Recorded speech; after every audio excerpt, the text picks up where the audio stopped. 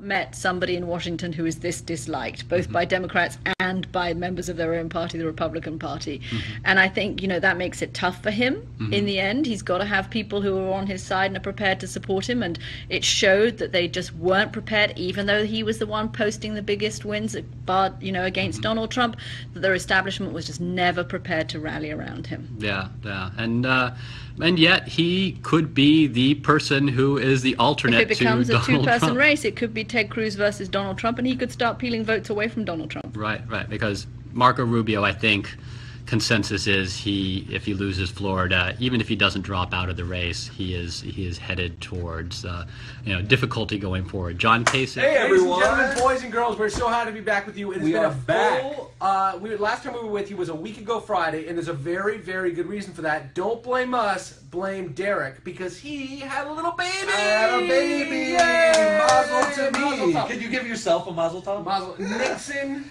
What's her Nixon middle name? Alice Kaufman. Nixon Alice So Kaufman. she has a ripcord So if she doesn't like the name. When Nixon. she realizes that Nixon was a horrible human being, she can just go with Alice, which is delightful. But how cute is her onesie going to be? I'm not a quirk. Oh, I am not a quirk. Yes. And we're going to call him Nixie, and I had not met him yet. We are live here with Ken Burns, filmmaker at South by Southwest, and we are at the PBS Anywhere Lounge, and we're going to ask him a couple of questions to find out kind of what's happening and what he's doing at South by Southwest.